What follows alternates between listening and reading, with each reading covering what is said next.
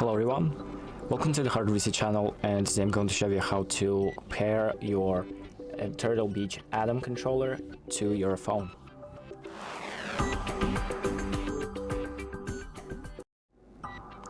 So the first thing that we're going to do is take a look at our controller. We're going to pull it out so it splits into pieces, so you can carry it like this so it's more portable.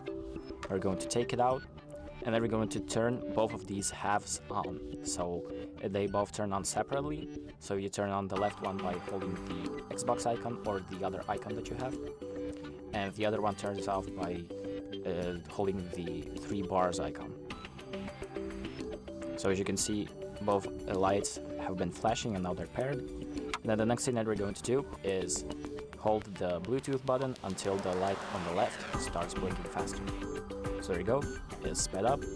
Now let's go back to our phone, and we're going to open up Bluetooth. So go to settings, select Bluetooth, and then find your device. Make sure the Bluetooth is turned on. So there we go, Turtle Beach Atom.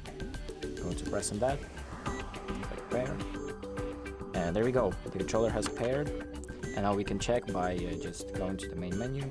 And as you can see, I'm pressing the buttons and it's working in the main home screen.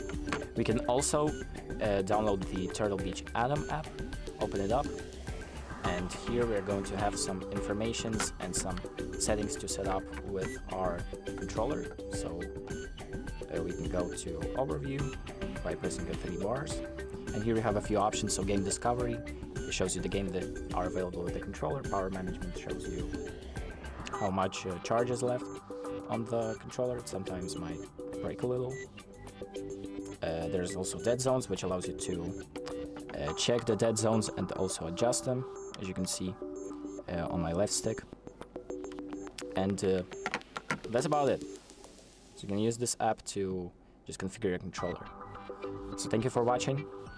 I hope this video helps you, and make sure to like and subscribe.